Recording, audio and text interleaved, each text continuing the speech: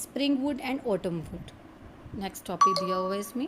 Spring would और autumn would में would का जो स्ट्रक्चर है वो अलग अलग ग्रोथ के अकॉर्डिंग यहाँ पे एक्सप्लेन करा हुआ है। Cambium is very active during the spring season.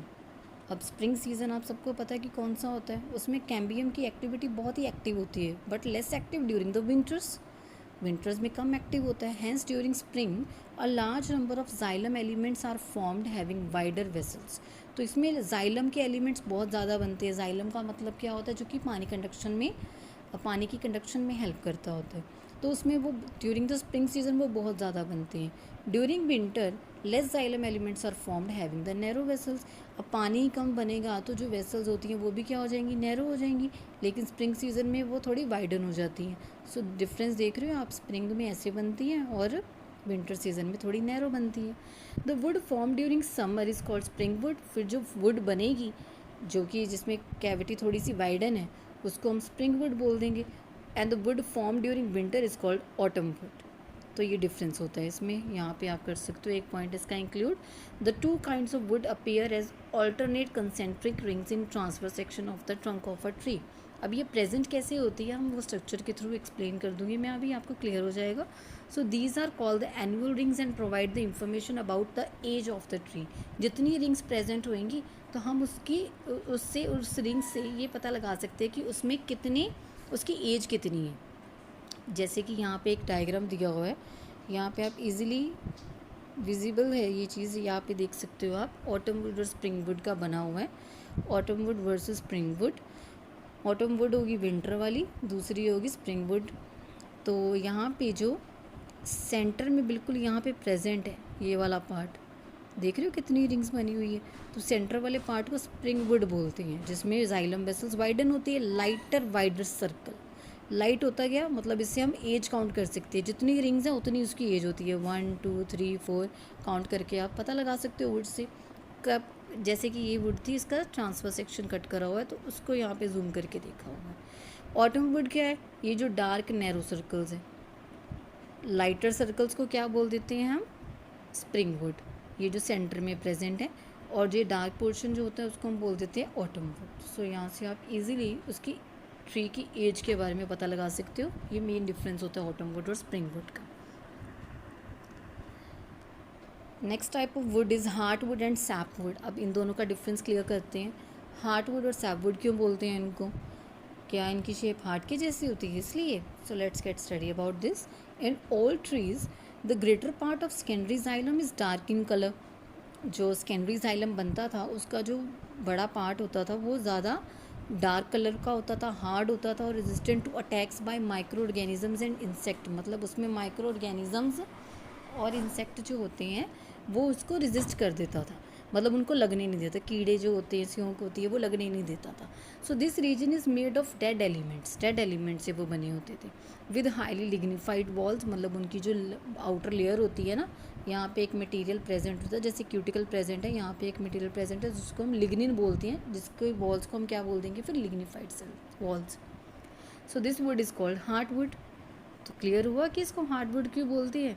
एक बार मैं दोबारा से इसको एक्सप्लेन कर देती हूँ कि जो सेकेंडरी जाइलम होता है वो डार्क कलर का हो जाता है, हार्ड हो जाता है, और कोई भी माइक्रो ऑर्गेनिज्म, इंसेक्ट जो होते हैं उस पर अटैक नहीं कर पाते।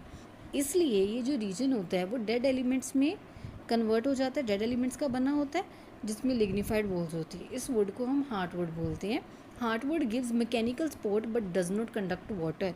मतलब उसकी ग्रोथ तो बहुत ज़्यादा होती है लेकिन अंदर वो बिल्कुल खाली नहीं होता, जिसकी वजह से वो पानी कंडक्ट ही नहीं कर पाता। मतलब मैकेनिकल सपोर्ट तो दे रहा है लेकिन पानी कंडक्ट नहीं कर रहा।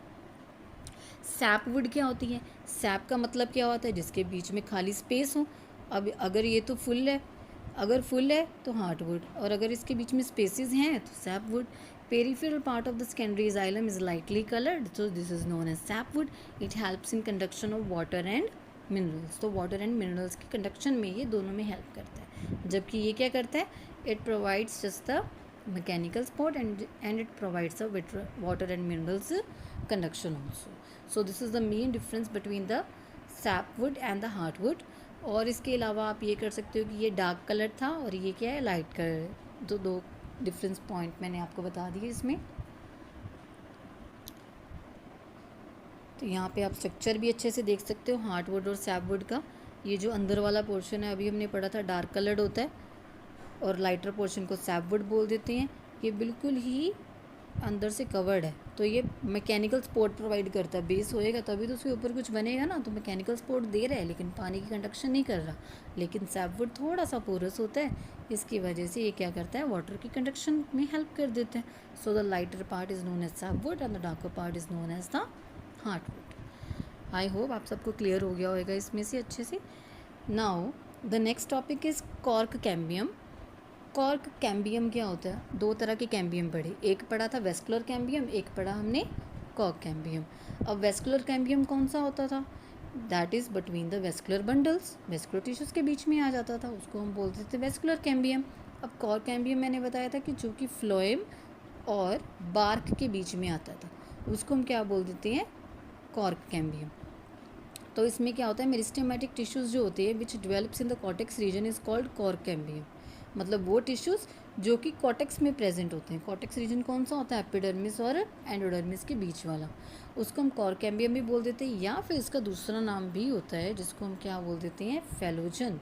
अभी ये 1 मार्क में क्वेश्चन पूछा जाता है कि डिफाइन फेलोजन, तो आप इसको कंफ्यूज नहीं करना, इसकी जगह आप ये कॉर्क कैम्बियम वाला पॉइंट एक्सप्लेन कर देना कि the tissues that develops between the cortex region is known as the cork cambium और फेलोजन। नेक्स्ट इसके अलावा और भी कुछ टर्म्स होती हैं, वो इसमें आप अच्छे से रीड कर लो। एक फेलोडर्म आएगी, एक पेरिडर्म आएगी। पेरिडर्म कैसे बनी है तो ये इसमें क्लियर हो जाएगा। Phellogen cuts off the cells on both sides. अब फेलोजन की एक लेयर होती है, वो क्या करती है, दोनों साइड से कट कर देती है, सेल्स को बाहर निकाल देती है। Outer cells differentiate to form the cork और फैलम। कॉर्क को हम फैलम भी बोलते हैं, कॉर्क कैम्बियम को फेलोजन, कॉर्क को फैलम। ठीक है, तो ये 2 पॉइंट्स याद रखना। आउटर सेल्स डिफ्रेंशिएट मतलब बाहर वाले सेल्स जो होते हैं वो मिलके अपने आप को डिवाइड करके क्या बना लेते हैं, कॉर्क बना लेते हैं, जिसको हम फैलम बोलते हैं। While the inner cells differentiate to form the secondary cortex called the phelloderm. 3 points कर लिए हमने, तो 3 पार्ट्स अभी हमने कर लिए। एक हमने करा है phellogen first part, second part करा है फैलम और थर्ड पार्ट करा है यहाँ पे फेलोडर्म। फेलोजन को कॉर्क कैम्बियम बोल देते हैं, फैलम को कॉर्क बोल देते हैं और फेलोडर्म को सेकेंडरी कॉर्टेक्स भी बोल देते हैं। तो इनके बारे में आपको 1 मार्क में क्वेश्चंस पूछे जा सकते हैं, तो अच्छे से आप पढ़ के जाना। और तीनों को मिलके क्या बोल देते हैं, फेलोजन, फैलम और फेलोडर्म को, that is called as periderm.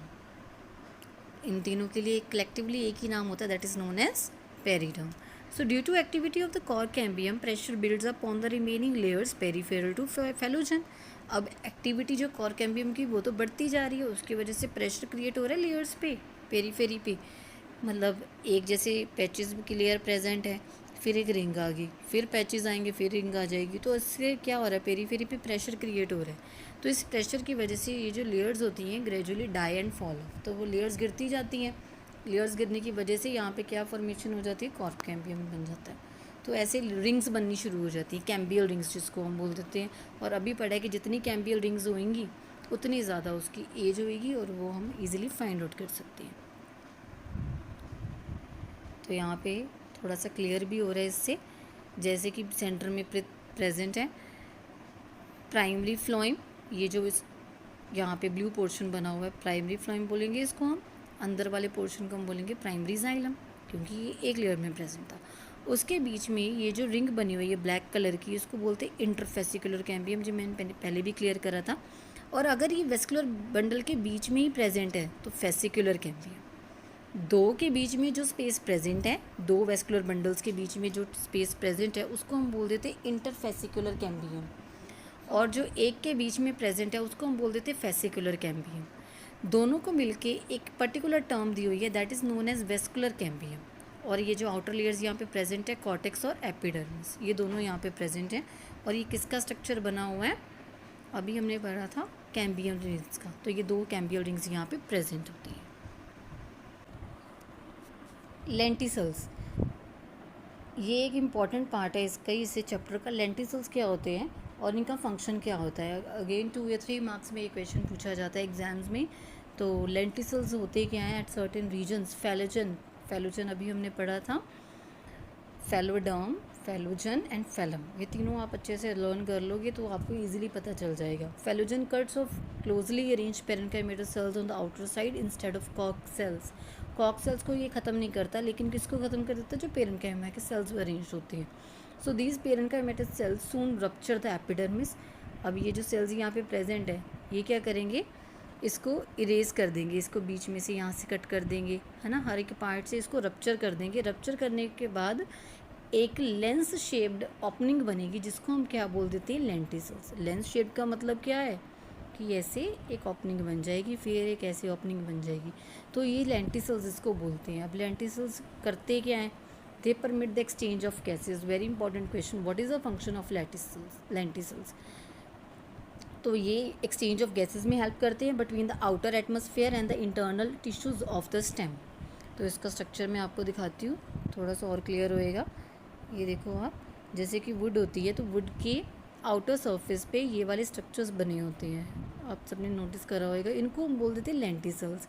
Spongy areas on the surface of the wood that allows the exchange of gases. तो ये इनका मेन फंक्शन होता है लेंटिसल्स का, एक्सचेंज ऑफ गैसेस में हेल्प करना. और गैसेस कौन सी होती है वो आपको पता है, ऑक्सीजन एंड कार्बन डाइऑक्साइड. ये दो गैसेस की एक्सचेंज में हेल्प करते कौन है, lenticels. And the last topic of this chapter, after that it will be finished. So the last topic here is the secondary growth in roots. Roots में secondary growth जो होती है वो कैसे काम करती है. The vascular cambium of the dicot root originates from the tissue located just below the phloem bundles. मतलब ये कि phloem bundles के बीच में बिल्कुल नीचे वेस्कुलर कैम्बियम की जो लेयर प्रेजेंट होती है. So a portion of pericycle tissue present above the protoxylem forms a continuous wavy ring. तो वो एक रिंग बनाना ऐसे स्टार्ट कर देते हैं. So it gradually become circular. Ultimately ये जो रिंग है वो ऐसे सर्कुलर बननी शुरू हो जाएगी. So rest of the steps are similar as in dicot stem. Secondary growth takes place in stems and roots of the gymnosperms. Gymnosperms होते हैं नॉन फ्लावरिंग प्लांट्स. तो उनमें सेकेंडरी ग्रोथ जो होती है वो कर सकते हैं, स्टेम्स और रूट्स में हो सकती है, लेकिन no secondary growth occurs in monocots. Monocots में ये सेकेंडरी ग्रोथ जो है वो नहीं पाई जाती. So this is one of the fact for the secondary growth in roots. So here we are finish with this chapter. Thank you for watching. For more videos subscribe to the channel science Veda. Like, comment and subscribe करना बिल्कुल ना भूलें. Thank you.